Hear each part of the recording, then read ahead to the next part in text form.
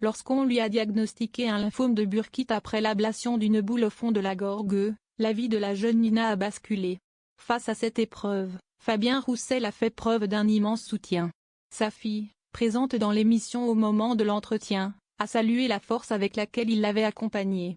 Elle a évoqué ces moments avec tendresse, se souvenant que son père avait créé une espèce de bulle autour de lui et moi pour passer à travers 2 décennies plus tard, alors qu'elle est complètement en rémission. Nina se remémore cette période fusionnelle.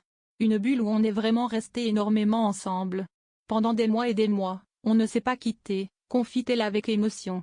Elle raconte également combien il a su la faire sourire, même dans les moments les plus durs, sans jamais laisser transparaître ses propres angoisses. Pour elle, son père est bien plus qu'un homme politique, c'est un homme avec un très grand cœur. J'ai beaucoup d'admiration. L'émotion était palpable chez Fabien Roussel, submergé par les souvenirs et les mots de sa fille. Encore marqué par cette période difficile, il a confié, et la gorge nouée, qu'il en gardait des traces vivaces, j'en ai encore les glandes. Malgré sa présence constante, il insiste sur un point essentiel, c'est elle qui s'est battue.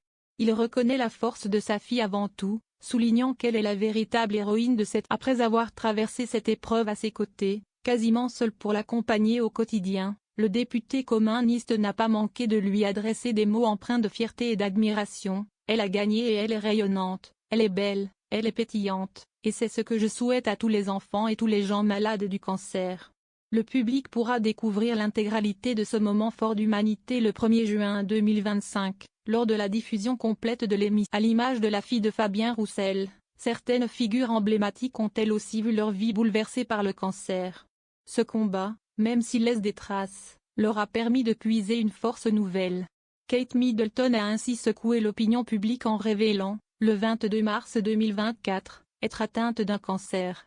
Sans en dire davantage sur le type de maladie, la princesse a tout de même précisé suivre une chimiothérapie.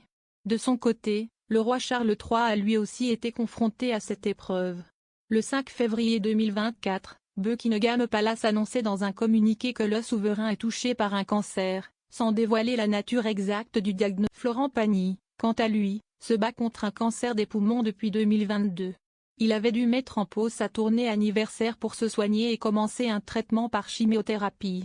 Malgré la discrétion médiatique qu'il a choisie par la suite, le chanteur reste très apprécié du public, se hissant à la 2e place des personnalités préférées des Français en 2023, juste derrière Jean-Jacques Goldman. Il a promis à ses fans un retour sur scène en 2026 pour fêter ses 65 ans. Enfin, Robert De Niro a dû affronter un cancer de la prostate en 2003. Détectée à un stade précoce, la maladie a pu être traitée par radiothérapie, permettant à l'acteur de s'en remettre.